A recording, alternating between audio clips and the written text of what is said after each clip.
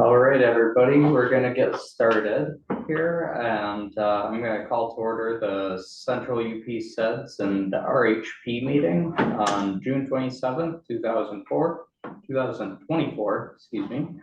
And we're gonna get started with introductions. So we'll start here with the online or the in-person audience, and then we'll jump to online.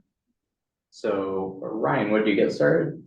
Sure, Ryan Stern with the Michigan Building and Construction Trades Council. Thank you.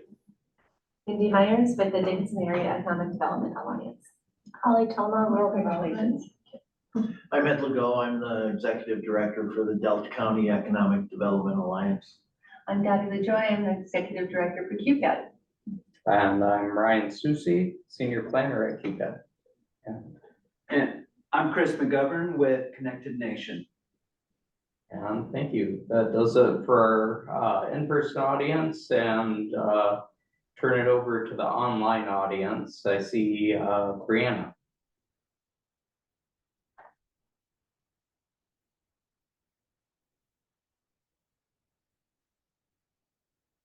All right. Next we have a phone number, 231-620-2196. Hi, this is Connie Hakelin. I'm from Forsyth Township. Hi, Connie. Hi. Next we have Carl. Hi, Carl Lindquist, Executive Director of the Superior Watershed Partnership. Thanks, Carl. Yep. All right, next we have Abby.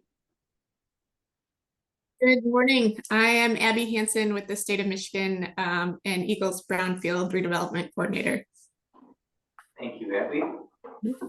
Next we have Alex. Good morning, everybody. I'm Alex Kofsky. I'm the Executive Director of Accelerate P here in Marquette County, and we provide free confidential business coaching within Marquette County to any entrepreneurs. And also got a guest joining. Hi, I'm Liam Getz. I'm the Small Business Resource Navigator for Marquette County with Accelerate U.P. Great to have you guys. Good morning. Next we have Amy Berglund. Morning, everyone. Amy Berglund, Director of Business Initiatives with Invest UP. Thank you, Amy. Ashley. Good morning, Ashley Salno, Director of Homeless Services at Community Action Elder Marquette, where we serve as the HARA for the 10 central counties in the UP. Great to have you. Next, Brett. Morning, everyone. Brett Bottbile, City Manager, City of Menominee.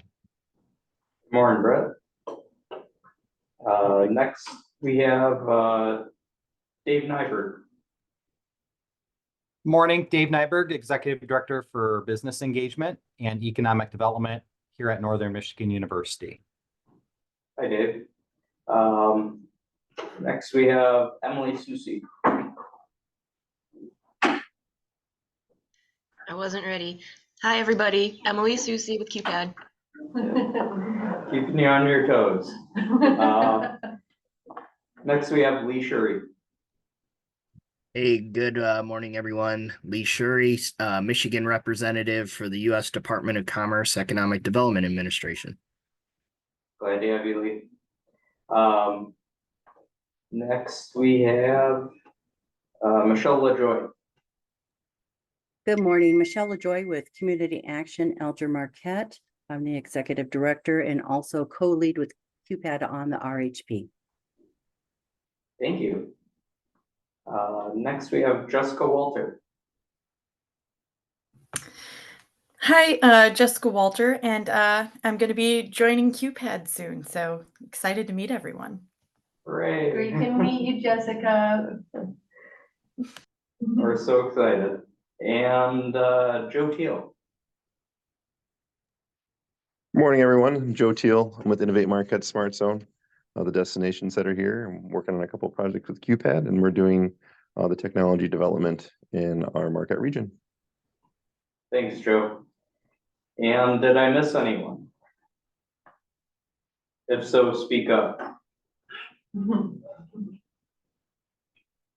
right, and if not, gonna get started here. So here's our CEDS committee, and here's our regional housing partnership committee. And we have a joint committee, and so yeah, here's the makeup of that. But we have a guest speaker here today who's leading us off with a presentation. Chris McGovern is the Director of Research and Development at Connected Nation. Chris is going to show us some results of a telehealth survey that was conducted for the Central Upper Peninsula as part of a grant program to develop a telehealth study for the Central U.P. So I'll kick it over to Chris here and he can tell you more.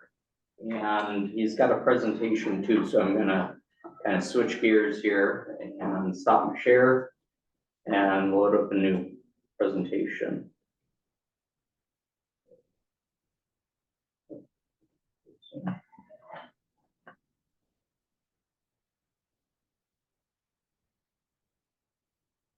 Bear with me.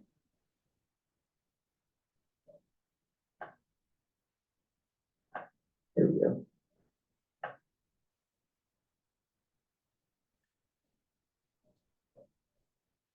And can everyone see it all right? Can everyone see the telehealth survey presentation? Yes. Great. All right. Here, presentation. Sweet. All right, thanks, Ryan. As Ryan mentioned, I am Connected Nations Director of Research and Development. If you go to the next slide, well, or if you want me to. Yeah, you can try. Okay. So we're a national nonprofit that works on broadband issues. Our mission is to promote broadband access, adoption, and usage. So yeah, access is the supply side, looking at the physical infrastructure, where it's available, where it isn't. And adoption and usage are more on the demand side, where adoption is getting people to actually subscribe to their available broadband service, and then usage is developing those technical skills so that people can really benefit from having a connection, so that they can do more than watch cat videos. So there's nothing wrong with cat videos, but I'm not hating on cats, but getting people so that they can use some of those services like telehealth. And so that's how we got connected with QPAD. One of the development plans that you created in 2021, I believe, was to one of the goals was to increase telehealth usage among residents. And that was the CEDS, the document that this group coordinates. Yes. Okay, great. And so in order to fix a problem, obviously you have to identify it and be able to see where the issues lie. So that's where we came in. As an organization, we do some broadband mapping, we do some consulting, and we also do data collection. So that's how this process came about. We conducted telephone surveys of 1,800 residents of the QPAD area, so 300 households per county. And we asked them about a variety of topics, starting with the technology, what do you have at home, what are you using, and then going on to looking at telehealth. Are you interacting with healthcare providers? Are you even familiar with what services are available? And then going into looking at what kind of attitudes people have, what kind feelings they have if they've used it, concerns.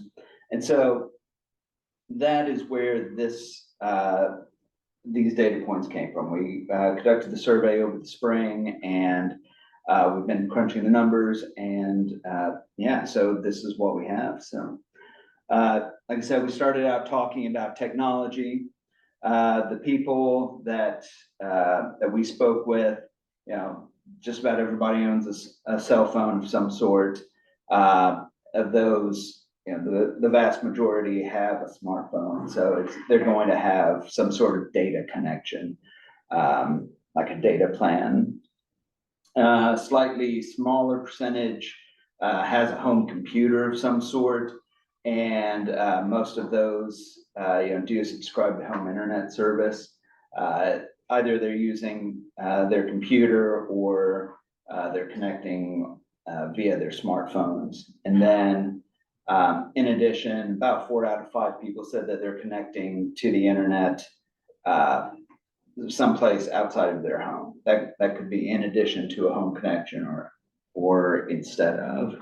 But yeah, so you know, a lot of people have the tools. A lot of households have the tools that they could theoretically be using for telehealth services.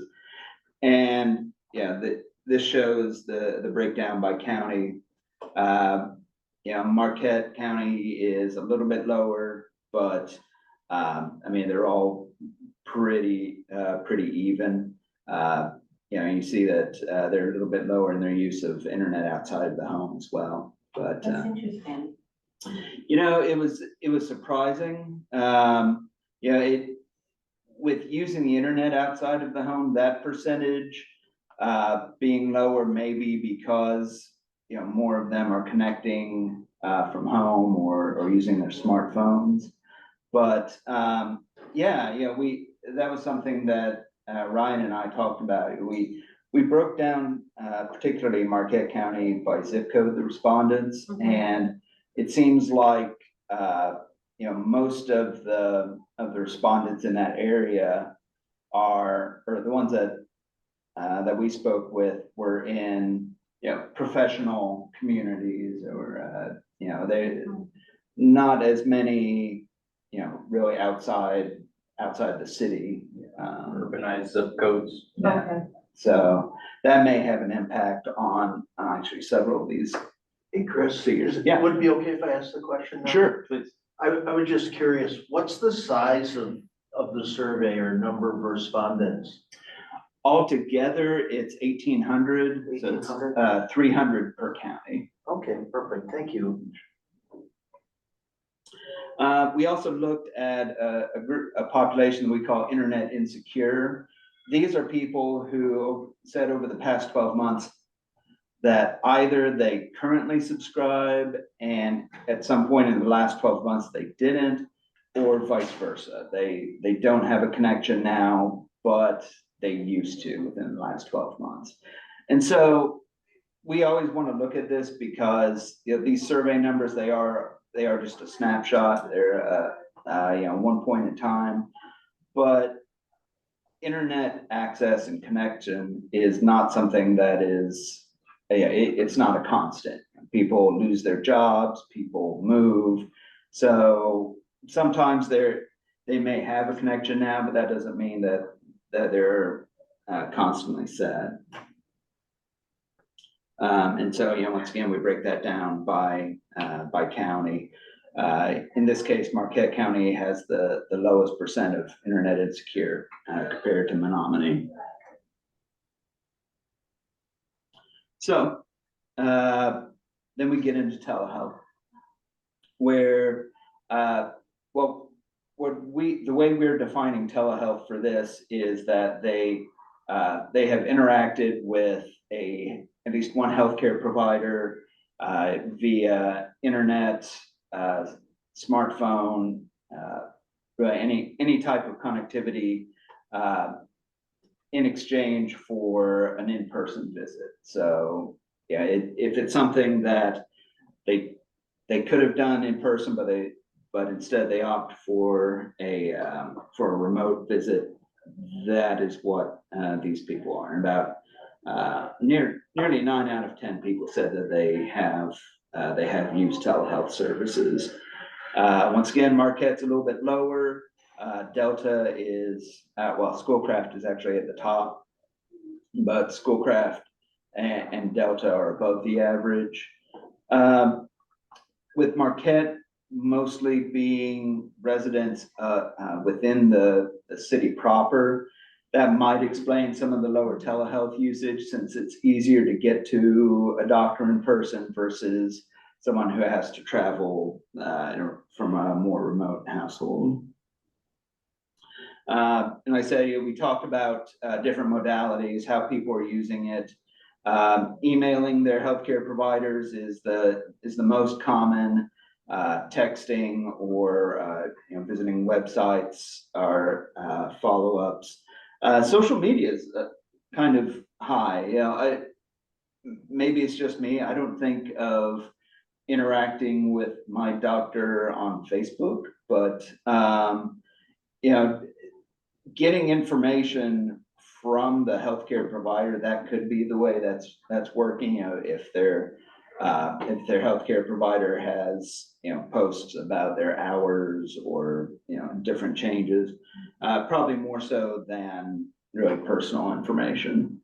And then the video chats, that's something that a lot of people kind of think of as the stereotypical telehealth, and that about a quarter of people said that they have used that, and then followed by different smartphone apps. And so we asked people about their preference, looking at preferring telehealth versus in-person visits. So about 2 out of 5 people said that they prefer in-person visits, and these are people who have used telehealth services already. But then, so we have about 2 out of 5 saying that they prefer in-person visits, even though they're using telehealth if they have to. About 3 out of 10 said that they actually prefer telehealth, and then we have some that say either they don't have a preference at all, or their preference depends on the type of visit.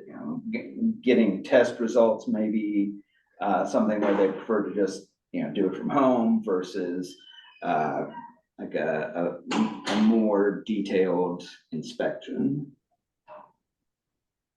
But when we ask them about how often they're interacting with their healthcare providers, general practitioners, they tend to be the folks with whom people are interacting most frequently, followed by dentists, dental hygienists, or orthodontists. And that is, we didn't go into detail with these respondents, but typically when we talk about telehealth dental visits, it's more of a follow-up, like with an orthodontist, or maybe a post-op visit, just to make sure that everything's going smoothly.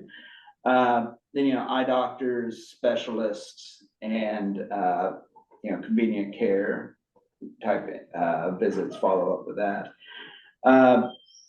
Telepsychology, telecounseling, those are big issues nowadays. There's a really high demand for that. But we found that about half the people said that they are not interacting with those types of healthcare providers online. Maybe that is due to the fact that these were interviews with live callers, so maybe there's some stigma involved about admitting to going to counseling. But we found that only about or less than half of folks said that they were interacting with those healthcare providers. Another aspect of telehealth is online health services. So that's more of the remote monitoring, the blood sugar, heart rates, those sorts of things. And so we found about 3 out of 5 people said that they had used some sort of these online health services. Motivational coaching heart rate, blood sugar monitoring, blood pressure. Those are all the top ones that, they're pretty common nowadays, especially post-operative. My dad, he's 80 and just had a triple bypass, and they sent him home with all sorts of connections to check anything and everything, and all that information went straight back to the hospital. So it's those are the types of services that are getting more common. And broken down by county, once again, we see Marquette's a little bit lower. Alger and Menominee in this case are on the higher end.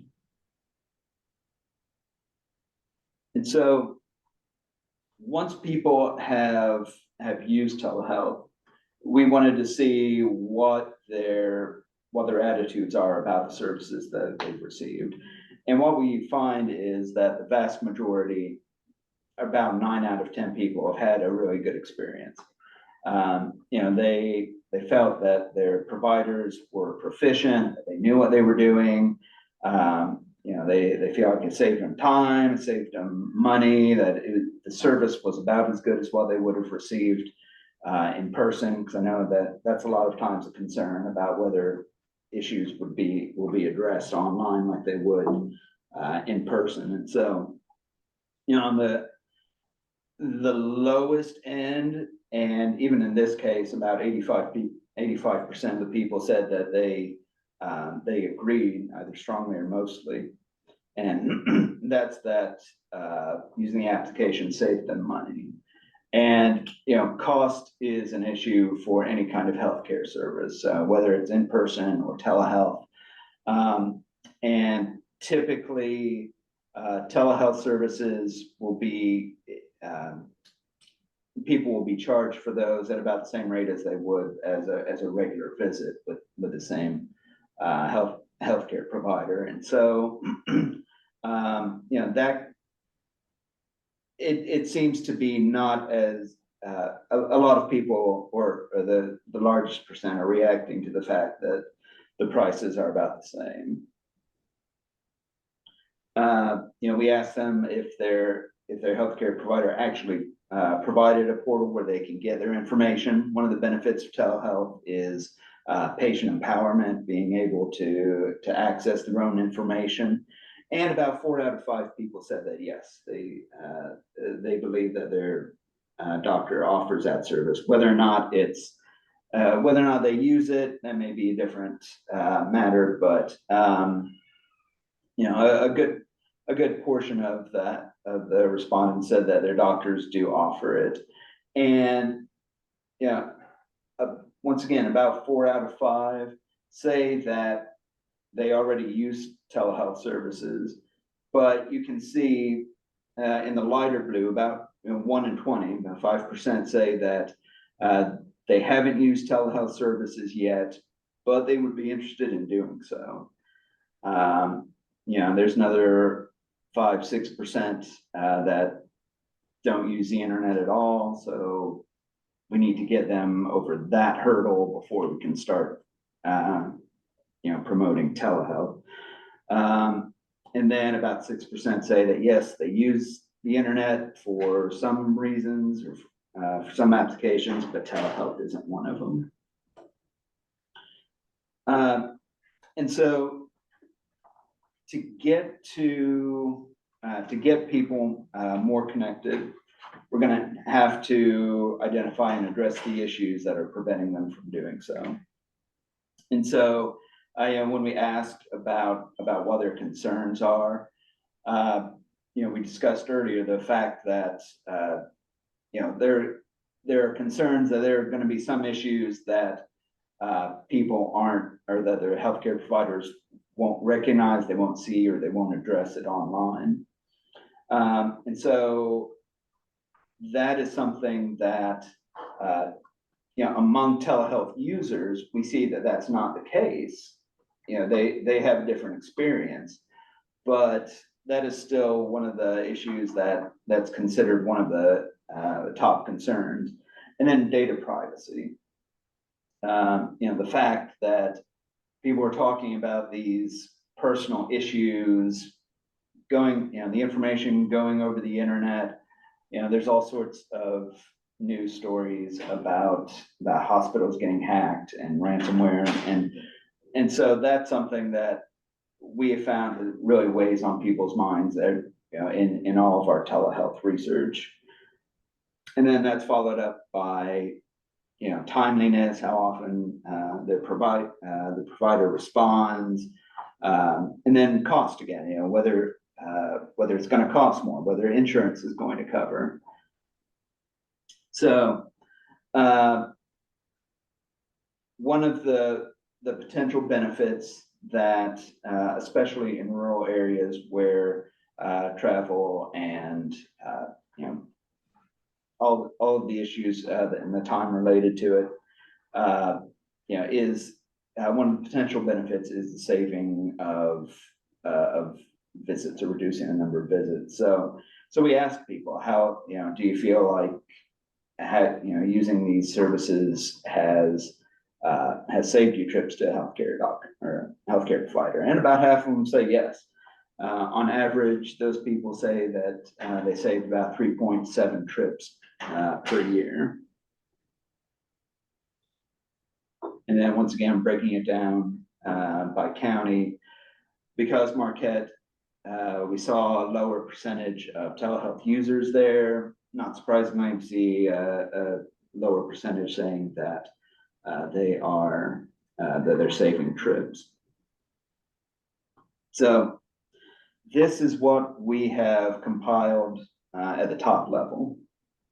Our next steps are that we're working with QPAD here to develop a report that will highlight all of these data points, top level as well as broken down by demographics, so age, household income,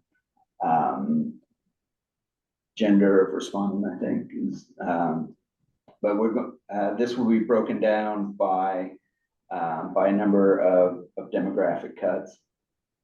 And we're also conducting a series of focus group meetings where we're going to get more of that. We're going to hear more of the stories from people. And we're doing this with some healthcare professionals as well as with residents of the area. So we really want to hear those stories and get a fuller view of what's going on. So all of that is, the data analysis has been done. We're working on conducting the focus groups now, and the final report should be ready in late August, early September is what we're anticipating now. So this original survey did collect all of the demographic information? It collected some. There are some, like I said, it's self-reported income and age of the respondent. Some of the demographic questions, our respondents, the diversity really wasn't there to do separate analyses of some of the data, like race and ethnicity, for example. We ended up a pretty high percentage of Caucasian respondents. So, I'm just wondering, do you mean we're doing another survey, or? Oh, no, not another survey. Yeah, the demographic data will come from this one. Okay. Oh yeah, I feel confident, especially with this, with it being an election year and everything, people are getting surveyed out. Mm-hmm. And so we want to reduce that as much as possible. So how about location then? Are we going by zip code? We look at the zip code respondents of the respondents in Marquette County. Typically, we will be breaking them down just by county, but in the final data file, which will be like an Excel file that you will be receiving that. That will have all of the responses minus the personally identifiable information, that will have zip codes in it. Our zip codes are a little wonky. We have a large area, so like a zip code could be, I'm gonna use Chocolate Township, for example. What portion of Chocolate Township is covered under the Marquette zip code? 49855. Yeah. Is it all of Chocolate Township? It's most of. Yeah, Chocolate, yeah. So it's one of our most populous townships adjacent to a city that still encompasses the city's zip code. Oh, wow, okay. Yeah, yeah. So, yeah, that, now you didn't, see, I have to admit, I'm a data nerd, and so I love just cutting the data left and right.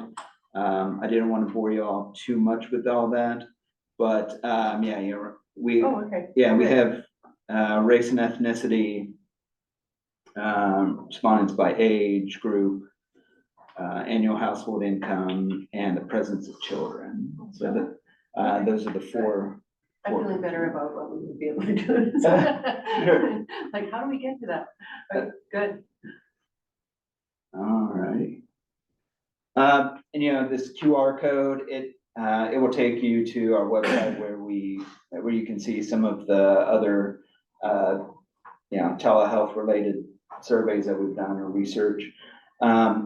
And yeah, we welcome partnerships in getting the word out once the report is done. We have a great comms team that we'll be happy to work with y'all as far as promoting it, press releases, social media, what have you. Does anyone else have any questions for Chris? I do, Ryan.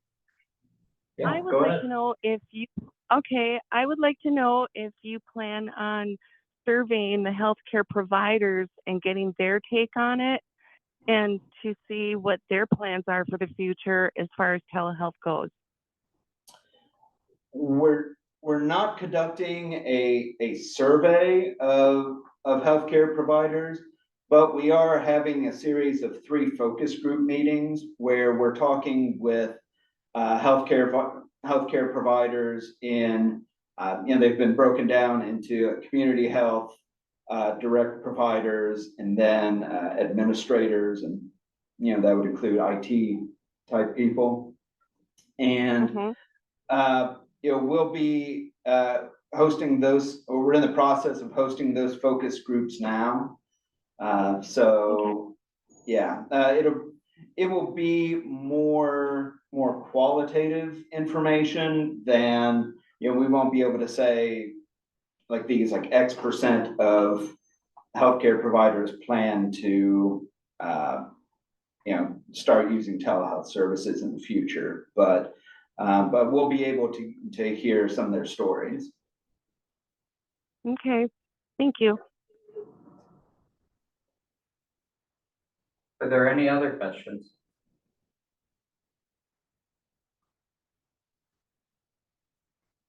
So I guess I just have one. So you said that the cost is about the same, whether it's an office visit or a telehealth service, that the physician where does that come down to? I mean, like, who sets that? Is that set by the health provider, or is that insurance thing, or? That is typically an insurance thing. Okay.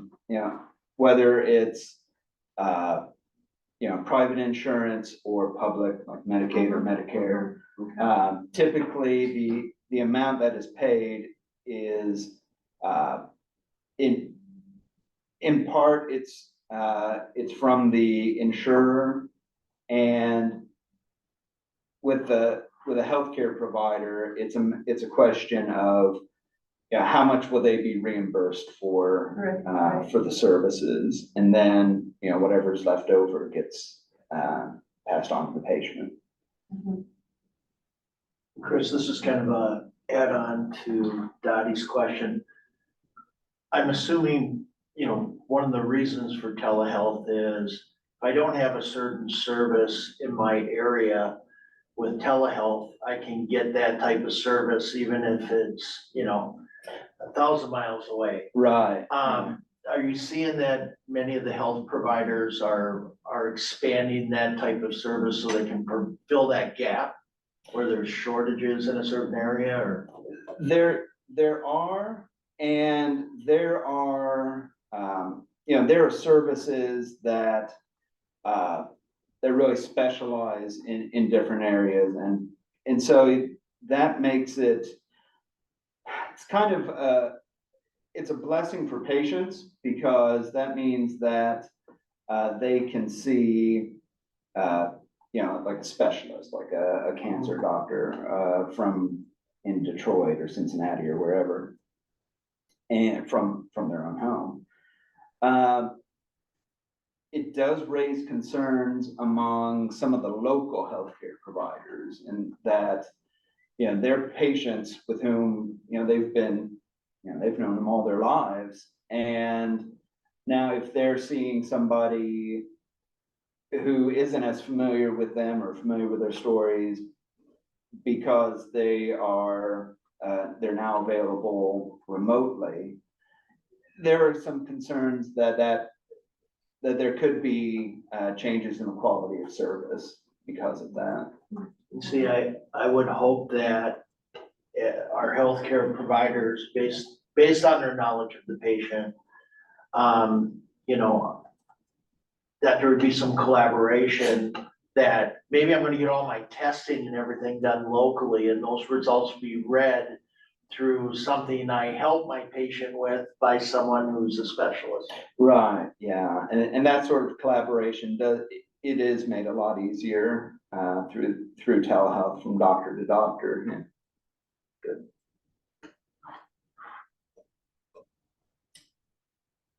All right, well, thank you very much. And in terms of questions, for the locals here, grams or daubers?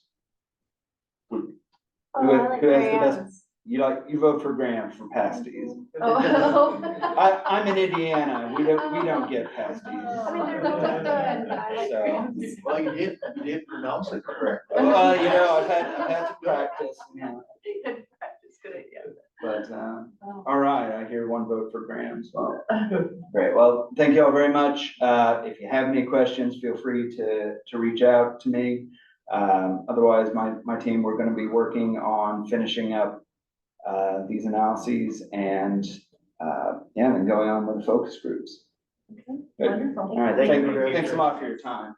Yeah, we're very grateful, and I'm looking forward to seeing the study. How I see it being used is maybe to target digital literacy efforts, and working with healthcare providers to maybe increase skills and knowledge, eliminate misconceptions about telehealth and all of that. So really looking forward to seeing the findings of the study, and thank you. All right, yeah, thank you very much. Yeah, thanks, Chris.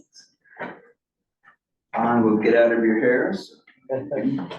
Have a safe drive home. Enjoy your pasty. Yeah. We'll do wherever it comes from. Right, thanks, everybody. All right. Stop share here and reshare.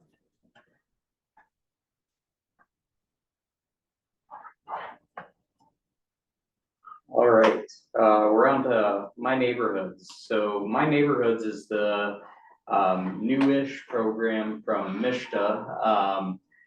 So far, 5 windows have closed. We're on Windows 6 right now. My Neighborhoods is a grant program that targets public amenities investments, housing rehabilitation, and new unit creation.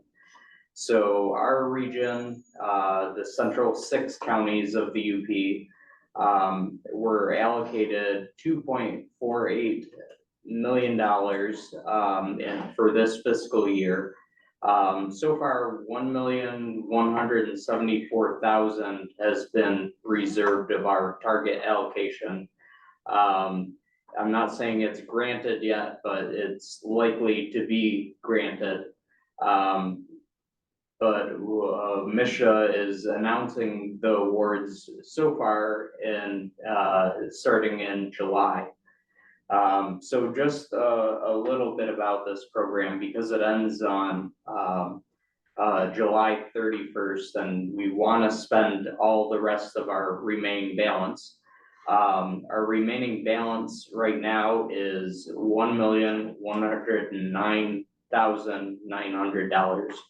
And that's broken down into two buckets. That's a balance in the Housing and Community Development Fund, which is 201,400. And then the remaining balance under CDBG is 908.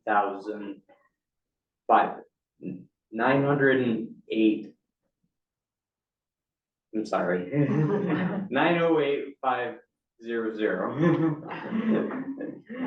And so as I said, this program targets public spaces, rehabilitation, and new unit creation. The awards are in three different categories. Beginner is 200,000, and that's for grantees that have undertaken 0 to 2 grants. That's any grants of any kind. It could be MEDC grants, it could be EDA grants, but they've administered 0 to 2 grants. So they're eligible for up to 200,000. Intermediate is 3 to 4 grants under your belt, and advanced is up to $2 million. We don't expect to see any awards of up to $2 million in the advanced category. And so eligible applicants are nonprofit organizations, 501c3s, local units of government, and private developers. So we're really hoping that local governments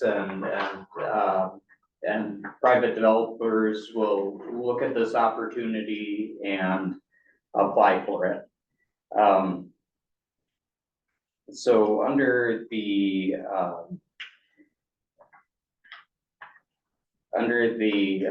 rehabilitation grants, the maximum subsidy per unit is $40,000 for occupied units and $100,000 for unoccupied units. And there's no match for this program either.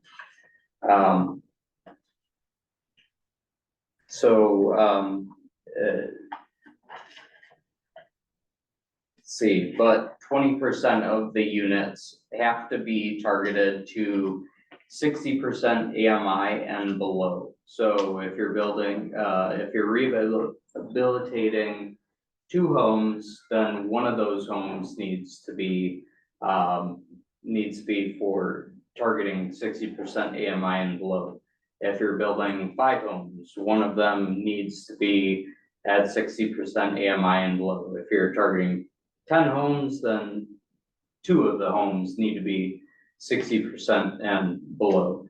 But the rest can be up to 120% AMI.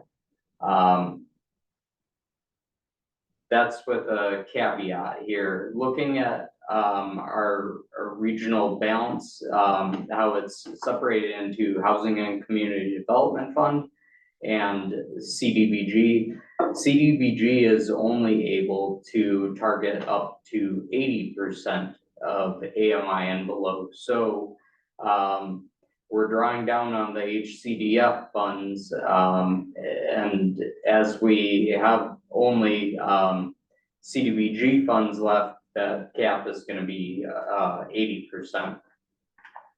And so types of rehabilitation projects that are eligible are energy efficiency, accessibility improvements, minor home repairs, exterior rehabilitation, substantial rehabilitation, and rental redevelopment.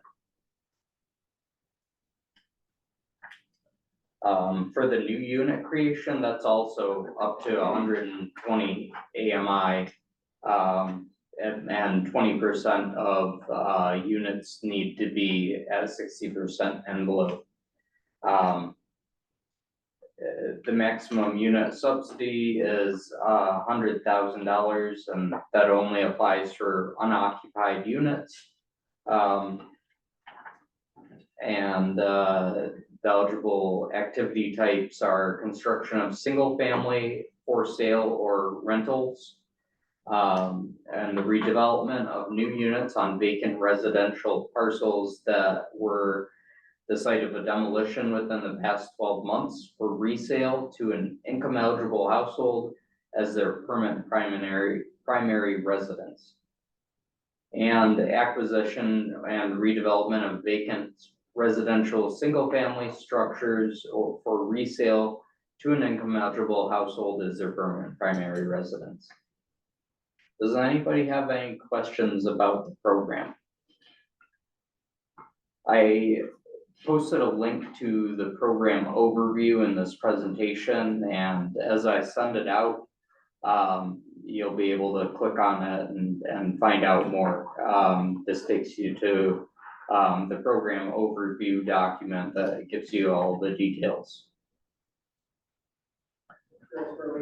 And does anybody have any questions? Is there any way to tell what kind of projects are being conducted right now? Not officially. I've discussed with developers and applicants prior to them submitting applications, so I know some of them. But so far, MISTA is not releasing that information. It's going to come in July because things are subject to change. So okay. And then July is the deadline for. Yep, July 31st is the deadline. So I would like to see all of these funds that we have left in our regional balance spent by them, because we're awarded or we're allocated a certain amount for a region for this fiscal year. They're going to be refiguring out that balance for next fiscal year, and if we don't spend all of it, you won't get as much. Exactly. Yeah. So get the word out.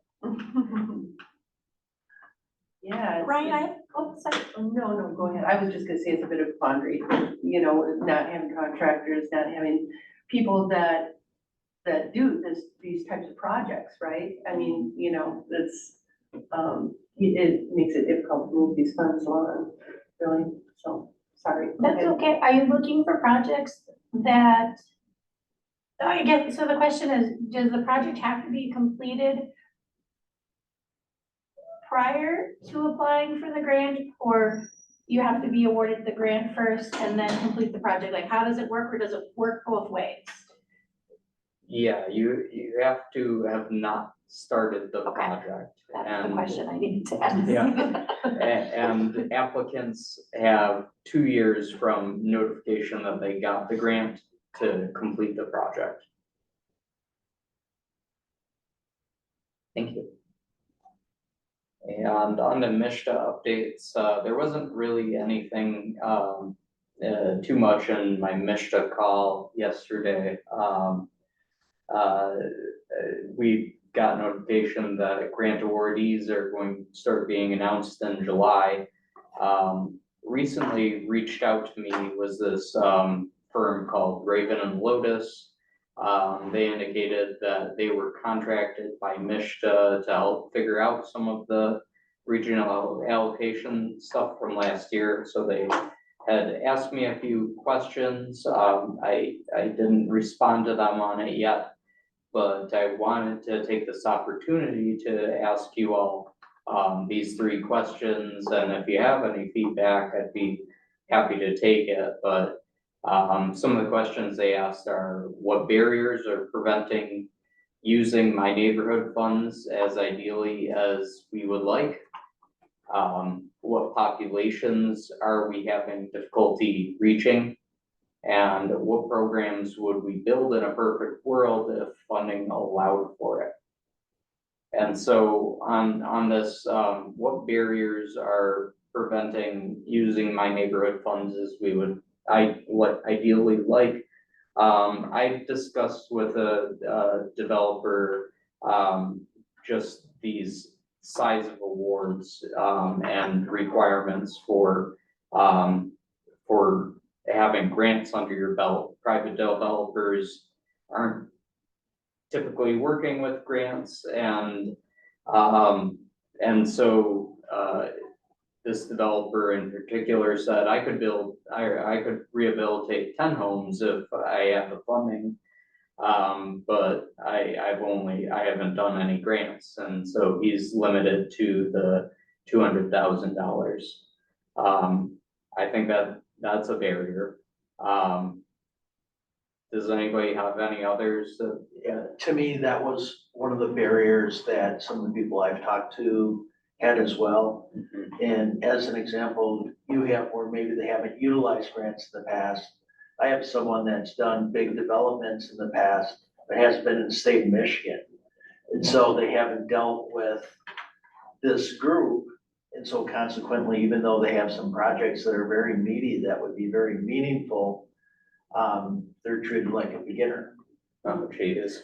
So here's what I'm wondering though, is if they were going through an agency that has experience administering grants, so say for example, like the pass-through agency, could you help organization, nonprofit, or something like CUPAD, can you help facilitate that higher level of so they qualify for more funds?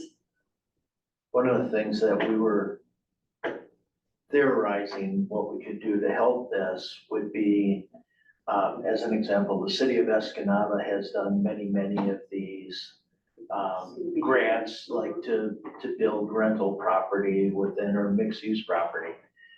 Trying to utilize the city of Escanaba as the grantor and then have these other organizations go underneath Escanaba to, for lack of a better term, mini grants off of their big grant. Because they certainly would qualify as someone that's done many grants with Michigan. Right. I think partnering is the way. So if you can connect private developers with their local units of government, or even Michelle, you have previously suggested that you would be open to partnering with private developers as well. That would be a possibility. So that's community action, Alger Marquette. And Ryan, one other thing that I don't know how much of a hindrance it is for this particular program, but one of the things I had heard was MISTA was looking to fund a position that would be here, a person that would be here regionally that actually would provide information or counsel people that wanted to utilize their programs. I think in the past, either the MEDC or another organization has tried to supplement support of their programs. I just think as they expand and, you know, are more liberal with their rules and what can qualify, it would help to have someone from their organization that regionally can meet with businesses. Yeah, I agree. All right. Does anyone else have any feedback on any of the questions? Well, I mean, you know, we do lack contractors that are available to do the work. And then we just lack individuals that have the experience in trying to navigate these kinds of systems. So would you suggest that applies to question 3, what programs would we build in a perfect world if funding allowed for it? Some kind of training program. Programs, getting getting contractors, getting, especially with these homeowner rehab programs, I just wonder how,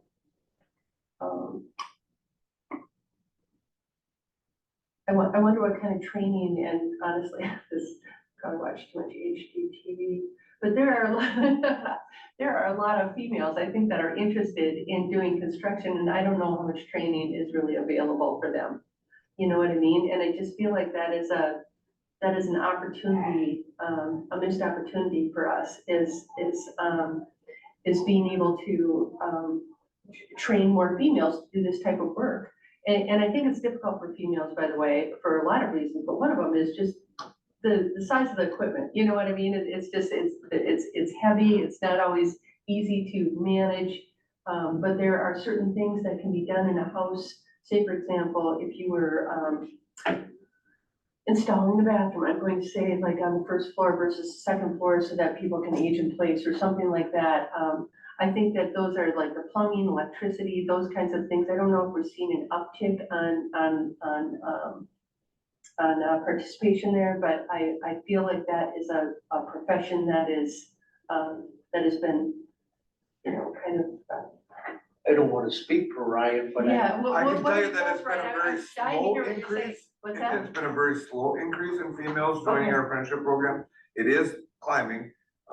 But it is, I think there is the mentality around it that women can do these jobs is changing. Like this year, I know in our summer camp, we have 24 students in our summer camp this year, 7 of them are females. That's the highest we've ever been. It seems to be growing. In the high schools, it seems to be more females are learning about the trades and that they don't want to just do the normal professions that are allotted to them. They want to do something with their hands. So And I think we're a lot. seeing the increase in the ISD as well. Okay, good. And I know, as an example, the Paperman Billeroo, one of their big initiatives is if they're gonna, staffing, everyone's competing for the same group.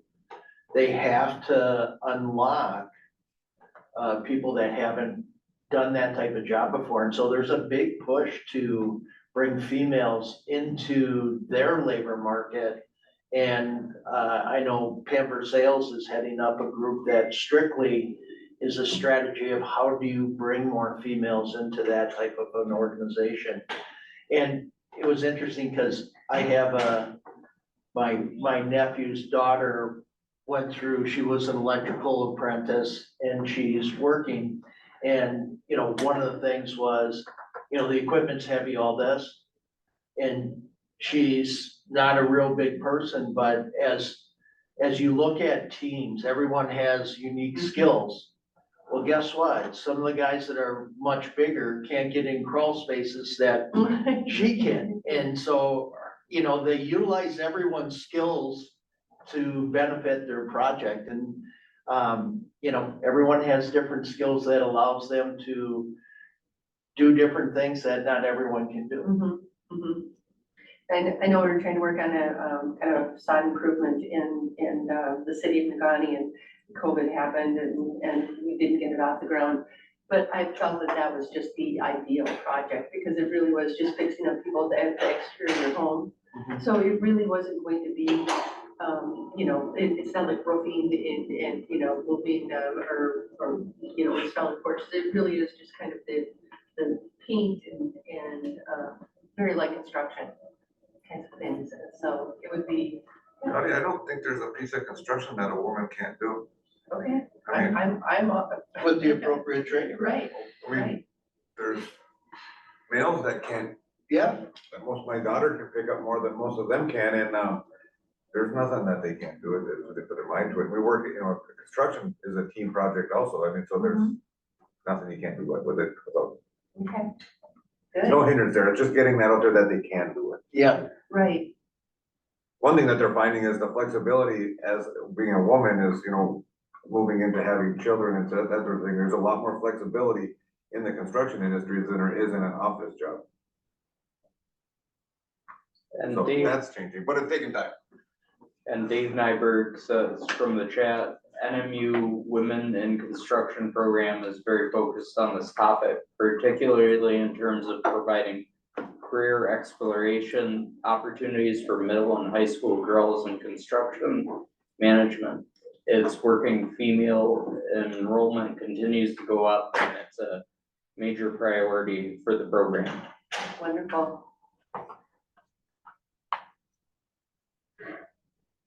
All right, does anybody else from the online audience have any feedback on the questions that they'd like to share? Ryan. Yeah, Ryan, this is Victoria George. Hi, Victoria. Hello. Hey, I know the one concern, or I guess barrier for us with using the My Neighborhood program with some of the housing projects that are going on here in Manistee is because of the cost of construction, you know, the cost per square foot, they're needing help to be able to make their projects cash flow. But in our small community, they're only putting in maybe 2 units. And when half of that has to be for that 20% of the 60 AMI, it then doesn't cash flow as well. So they're kind of shying away from it because of that, because we do such small numbers of units. But I think we had discussed that before, and I know it's something they had to put in there because of the legislation, but that is causing a little bit of a barrier for us in our small community. Yeah, thanks for that, Vicky, and I'll add that to the list. All right, anybody else have feedback? And then I just wanted to provide some info on this HB 5557. It's a bill that's just got out of the House. It was passed in the House and now it's in the Senate local committee on local government. It's a bill to amend the Michigan Planning Enabling Act to require community master plans to forecast and take into account housing needs. So it's not a substantial amendment to the Michigan Planning Enabling Act. It only really has edits and then has this one sentence added to the requirements of a master plan to provide an assessment of the community's existing and forecasted housing demands with strategies and policies for addressing those demands. So that's quickly moving through the legislature and expected to pass. So we'll see that as a new requirement in master plans. I think we already at CUPAD, whenever we amend a master plan, we touch on housing, but we're going to relook at our approach and start doing more housing needs assessments integrated with those.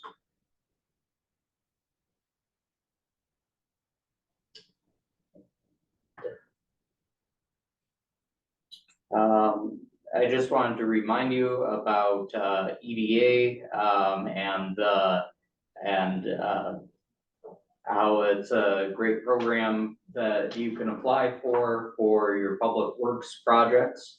You can sometimes get a grant of up to 80% depending on the distress of your region. So I included this recent distress report here for our 6 counties.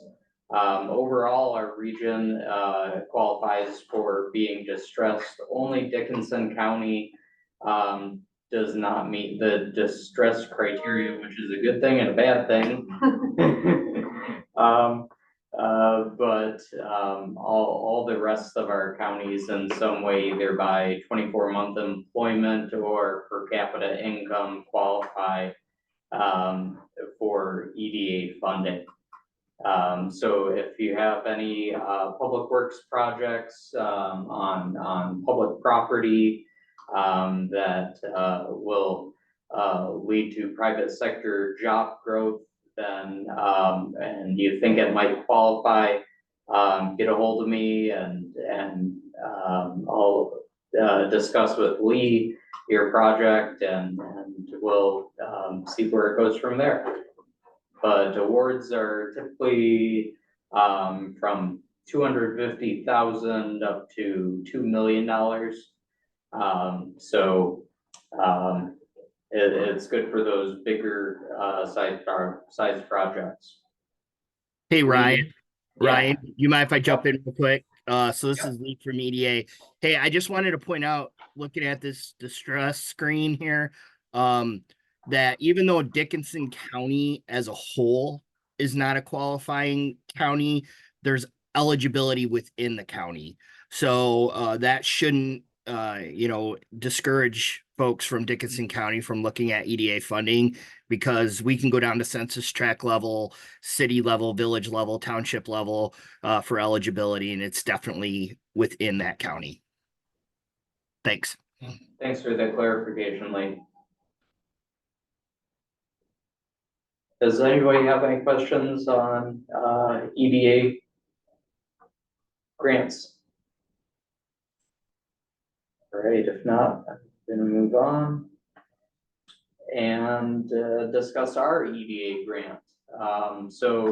CUPAD and Innovate Marquette partnered on proposing an EDA grant under a special category called coal impacted communities. We were experiencing some distress in Marquette County due to the closure of the Presque Isle power plant, and it's a coal-fired power plant. We proposed the idea of developing an outdoor recreation industry growth strategy, and we were awarded it. Part of that is the formation of a steering committee we're calling the Orion Committee. It stands for Outdoor Recreation Innovation Action Network, and Joe Teal chairs that.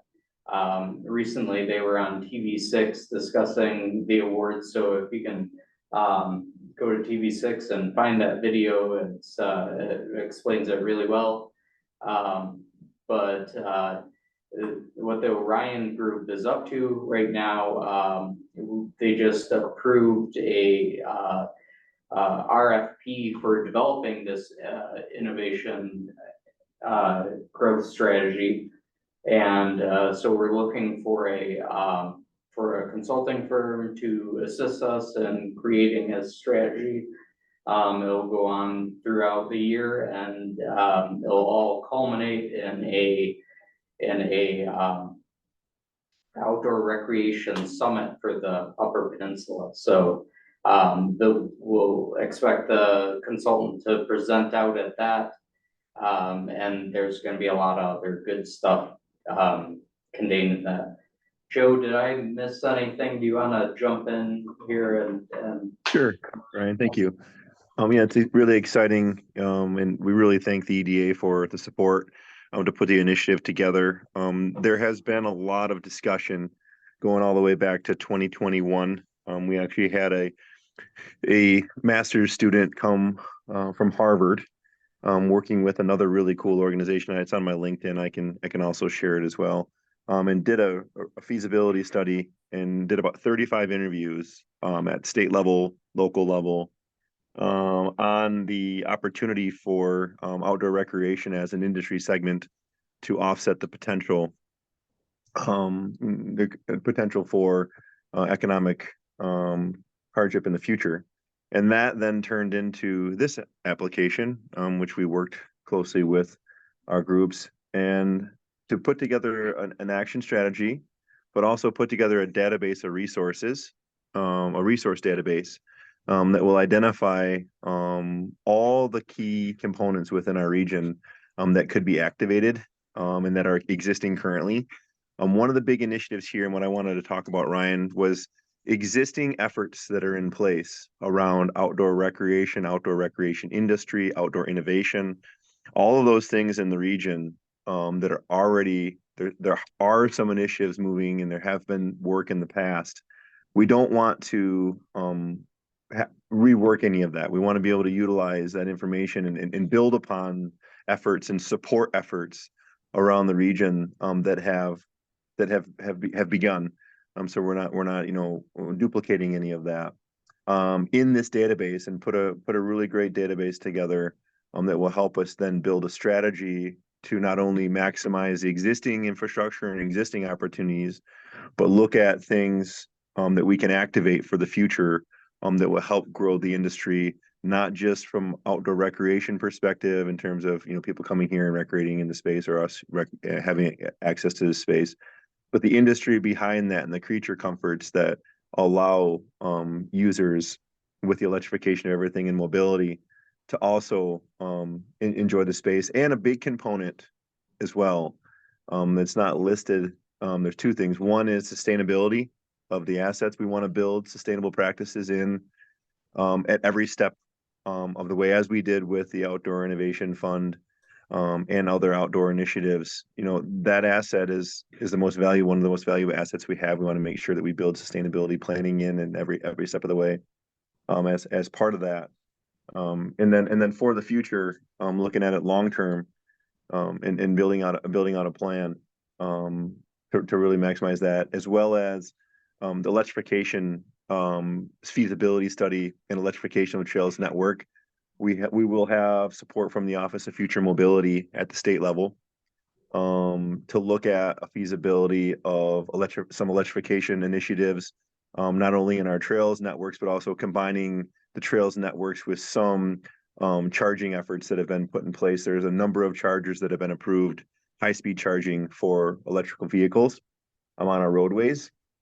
And we want to look at how we can maximize the benefit of the electrical infrastructure that's going to be coming into play from Munising all the way up to Houghton and other regions, in conjunction with the trail networks, and seeing if there is an opportunity for electrifying some trail segments or new trail segments in association with that. So a lot of really cool stuff, but a lot of work. But actually, looking at it from a strategy perspective, there have been some, and I spoke about this on TV6 too, there have been some initiatives that put in place.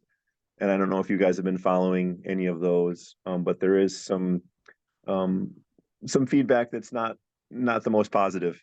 If you look at social media and you look at in some of those rural regions. And I think a lot of that was due to the efforts on the front end to get the communities involved. And I really want to stress not only the sustainability of this, but also making sure we hear everyone's voice as we move forward and really engage in the communities to understand the needs. So that's what I had, Ryan. Thank you. Thank you, Joe. And Orion is supposed to be representative of the whole region and its stakeholders in outdoor recreation. So, Joe, am I right in saying that we're also looking for private sector partners from the other counties outside of Marquette to join this initiative? Absolutely. We would love this to be, our work in conjunction with other regions to be, to identify some best practices and baselines and have the information that we work on in this initiative be accessible to everybody around the whole entire UP to access, and hopefully we can build some great connections and synergies with other regions. I really believe, as the UP as a whole, there's a huge opportunity here. I don't have a very clear vision all the way to the end of the opportunity that exists, but I can tell you other regions that I visited around the country have had really significant success in driving this as an economic driver. I don't know if anybody on the call has been watching recently some reports. There's a really great organization called the Outdoor Recreation Roundtable. It's at the federal level. They just passed some really great bipartisan legislation around accessibility to the outdoor recreation spaces. And in that initiative, there's a couple of bullet points that really focus on rural regions using outdoor recreation economy as economic driver. And there's some really good information there. There's also been listed that $1.1 trillion industry today nationwide. It's about 2.2% of GDP. And only about 0.16% of federal funding is supporting specifically outdoor industry initiatives. And so there is a pretty huge opportunity, I think with this initiative, if we can get this together in our region, for follow-on funding, if we can really show this is an economic driver and support it.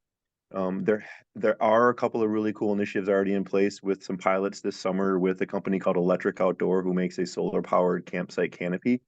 There's 4 regions around the UP that'll be testing these products as a new product in the industry to support that. And so there's all the numbers, all the existing statistics and numbers show, and other areas around the country have shown that it has a great economic driver, even locations with not even as a great of assets as we have. And then it also shows that there is a gap in funding, federal funding, equivalency in terms of dollars coming into this industry segment. And hopefully we can continue to drive lobbying at the federal level through Outdoor Recreation Roundtable, which our state office is a part of, to really bring our initiative forward. But I think that initiative will get a lot better representation at the federal level as a whole UP-wide collaboration, rather than just like a Central UP-wide. So the more we can collaborate back and forth between regions, and the more people that we get behind the initiative, and the more instances where we prove real pilots and case studies as part of this that are showing that, I think the better opportunity we'll have to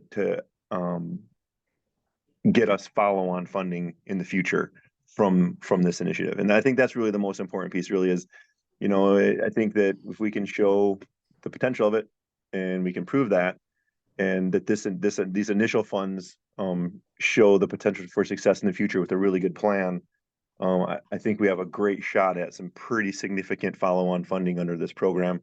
I think the program invested about $26.7 million last year into communities around outdoor recreation. And if you look at the numbers and the gap between that funding and what the potential for this industry as a GDP driver, that's about a 14x number on funding.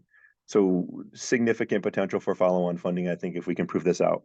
And that would really be where those relationships are key to bringing that funding to our region.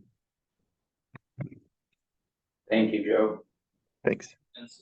So if you know of any private developers or private industry leaders that are involved in outdoor recreation that would potentially be interested in joining Orion, here's a link right here to the Orion on Smart Zone's website. It has a really great press release that explains the initiative, and also has our RFP on there, but we conduct meetings virtually and in person, so attending wouldn't be as much of a problem for across the whole region. And so that does it for this one. Does anyone have any questions?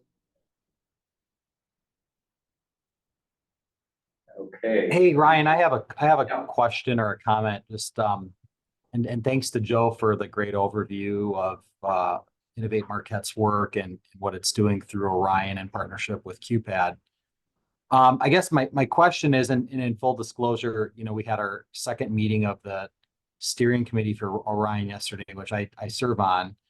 And I brought this up in that meeting as well, which, you know, also includes industry representatives and other, you know, NGO and public sector collaborators, is the, you know, the window on these RFPs and kind of questions about whether consultants or prospective proposals with consultants that have the requisite subject matter expertise and the timeline that we're looking at for finalizing those decisions.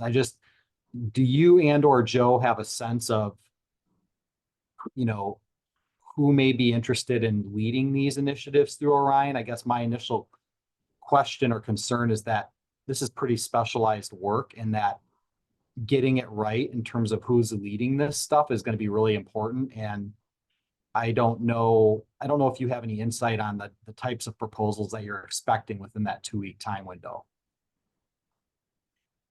I've got a couple that we've been working with for quite a while, Dave, under Breakwater, ZGF, and a number of other national organizations that are like really experts in the space that have shown interest in applying.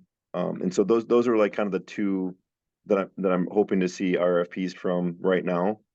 And I think there will also be a few others that we see coming out of our connections with Outdoor Recreation Roundtable, the federal level, that will be interested in it. So there are a handful right now that I think that will come in that will be will have the subject matter expertise and the level of capability to be able to do it. And I'm just waiting to see if there is a reason that we don't see it, I would then definitely extend Okay. Yeah. extend that too if That's great. if we That's, didn't get yeah, that kind of level. that's great news. And that's kind of what I suspected, but I didn't know for sure.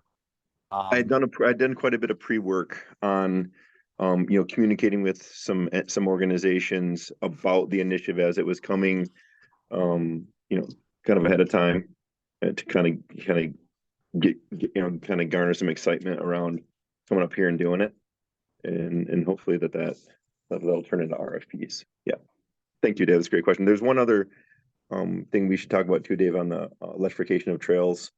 Not on this call, but if you want to give me a call on that and how we're going to operate that. Yeah, part that of it was too. yeah, we can take that offline. And I thought, I'd ask it because there may be others on this call who are wondering. And part of the reason for my question also was, are you actively looking for this group through the CEDS committee to kind of go out and solicit potential regional proposals for that electrification one? I mean, I'm thinking of some faculty here at Northern who might be interested. So that's kind of, that was, I also don't want to put them down the path of developing some new project when it's a long shot that they would be like you already have people lined up, but that's kind of the nature. We have a fellow coming up from the Office of Future Mobility as part of a grant that we applied for through that office with Invest U.P.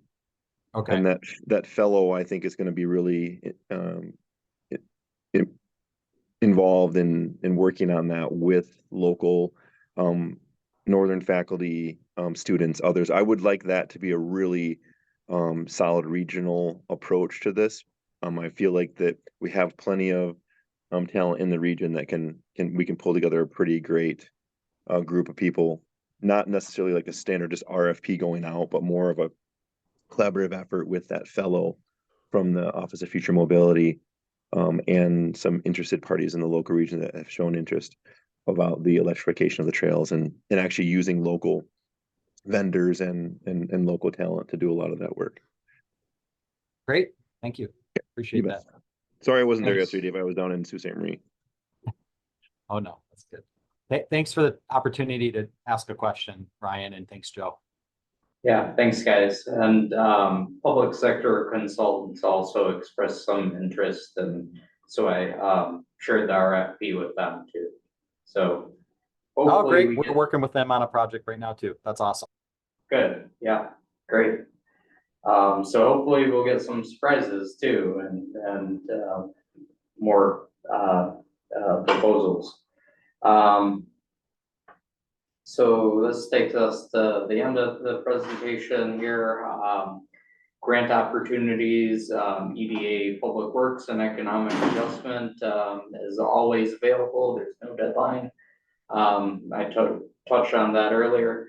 The Housing Readiness Incentive Program, that's for amending master plans and zoning ordinances for better housing outcomes and developing affordable housing. So that is still available to non-RRC communities.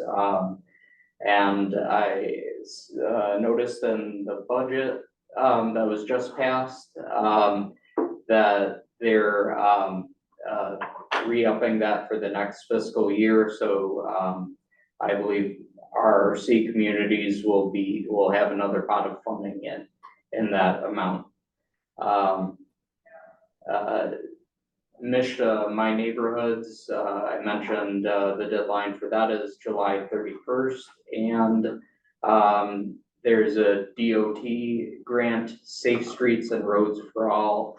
It's for reducing traffic fatalities and injuries on roads, and planning and demonstration grants for creating an action plan, or for satisfying some items in that action plan are eligible or due on August 29th. There's a couple of training opportunities, MSU extensions, governing essentials series. So it's things like parliamentary procedure and the Open Meetings Act that they train on. This is going to be offered in September and winter. So if you're interested in that, or you have a board that needs some training, pass this along to them.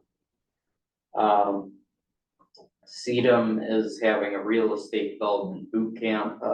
It runs from September 16th to the 20th in Grand Rapids.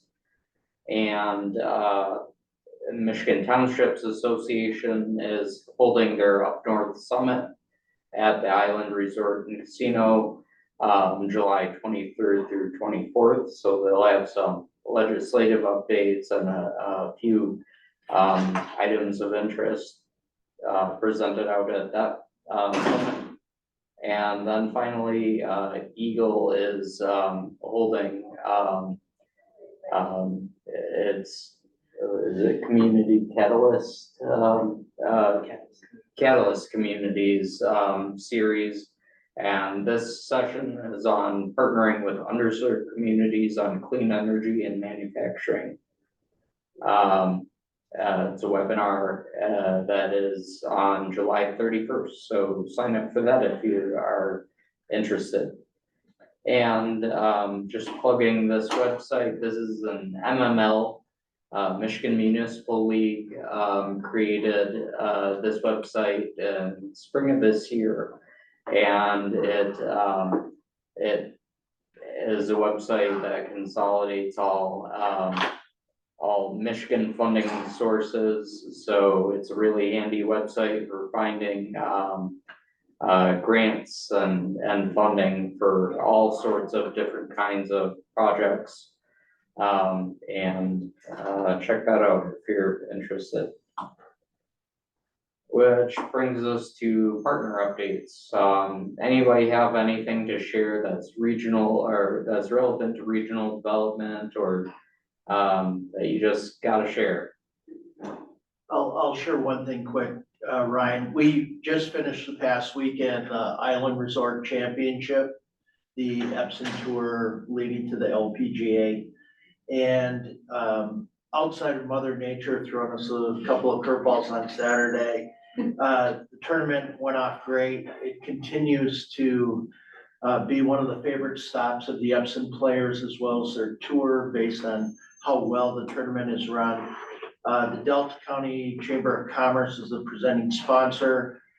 We require about 300 shifts for volunteers. They're probably manned by 200 volunteers that take multiple shifts throughout the 3-day event. And the collaboration between the business community to make this all work. As an example, there's a pro-am on Wednesday with 36 teams, and another pro-am on Thursday with 36 teams. Of all the Epson Tour stops, it is the most, they have the most participation in any pro-am of any of the stops. The other thing that the players love is that many of the places they play, the climate is very, very hot while they're playing. It's certainly conducive to being a little more relaxed from a climate perspective. And they also announced during the event, and I know the Great Lakes Sports Commission was extremely helpful in making this happen, but the Boyne Highlands Golf Course in Harbor Springs will become the third Epson Michigan tournament starting in 2025. And they will have their tournament the week of Father's Day. So they'll play that and then they'll come for the Island Resort Championship right after that. So very successful week outside of some of the weather. And, we look forward to having golfers from all over the world come again. There's about 150 of them. That's really That's cool. impressive. Yeah, thanks for sharing. Does anyone else have anything else to share? Ryan, Hey, this is Ryan, real oh. quick, I was just gonna add two things. One, just I think actually this may not be on your radar. It's on our radar, certainly, where university's been updating its strategic plan from our internal or our interim plan. And that comes, of course, in alignment with our relatively new leadership with Dr. Brock Testman kind of rounding the corner on his first year and his position.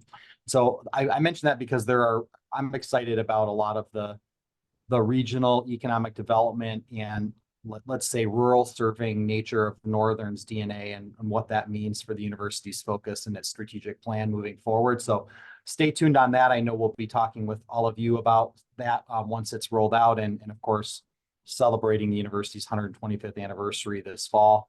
I know we'll see a lot of you at related events and we have some Wildcat alums on this call as well. So wanted to make note of that. Also, second thing, the Rural Leadership Fellowship Program, which is a partnership that we have with Invest U.P. and the MEDC. We are launching our second cohort this fall semester. The first cohort is underway. This is a program that pairs student fellows. It's a very competitive application process in matching community economic or community development projects that last one full year. So the idea behind this program is to give exceptional students that want to work in economic development or public service, meaningful applied learning experiences and mentorship and relationship building throughout their fellowship. And then also to support communities in the Upper Peninsula that lack capacity for that type of support in achieving important projects. So our current fellows, Ann Mickelhaga and Lexi Hagan, are working with the city of Marquette and the city of Manistee respectively. And we're just in the process of, we finalized the selection of the fellows for the next cohort, which launches in the fall. And the advisory committee will be picking the projects to pair with those fellows in the coming weeks. So stay tuned on that. I mention it because it's something we're proud of that's related to this group's work, but also as we continue to grow and build this program, appreciate your support in advocating for project submissions, I think across many of your other institutions. So we're excited about that and we'll hopefully have an announcement for the second cohort coming up in the coming weeks. Thanks. Thanks. Such a great program and glad to see a second cohort. Alex, you posted something in the chat here about the Small Business Support Hub. Do you want to talk on that? Yeah, and I'm sorry, I got to run out the door. That's what I was trying to send a quick message, but the Small Business Support Hub grant that we received in the Central U.P, there's grants associated with it. So it'd be available to any business or entrepreneur to apply for within the Central U.P region or the CEDS region. So I provided that link. The first step, if you guys are working with any businesses that want to apply, would be to fill out the Google form on marquette.org/the-hub. And that'll populate into a sheet. And there's 4 different navigators splitting up the 6 counties. So once the business fills out that form, they'll be contacted by one of the small business navigators, and that'll get the ball rolling for them. One thing I would mention, just as far as eligibility for businesses applying, is that they have to have worked with one of the hub partners. So that being NMU's Main Street Academy, that's coming live, Dave, I believe in the fall of this year. Innovate Marquette, Accelerate U.P, the SBEC. So yeah, I'd have clients fill out the form and then the navigators can update them on all that kind of stuff. But it looks like end of July, the application should be coming out. Great, thanks, Alex. I'll add that to my list of grant opportunities coming up. Perfect. Thanks. Have a good one, everyone. Thanks. And is there anybody else that would like to Yeah, speak. yeah, Ryan, it's Lee here at EDA. Just wanted to bring your attention that next month in July, EDA is going to be releasing its Build to Scale program. So this is funding around staffing capacity, consultant capacity to assist with business acceleration, commercialization, proof of concept, entrepreneurship. So that program will be on the streets and there'll be a short turnaround time on that. Usually it's a couple weeks. So just wanted to put that on your radar. Thanks. Great, we'll keep our eyes out for it. Thank you. All right, well, that takes us to the end. So thanks everybody for attending and really appreciate your support and attention. So have a good weekend and we'll see you next time on August 22nd. And we're gonna be in Marquette. All Thanks, right. Ryan. Thank you. Bye.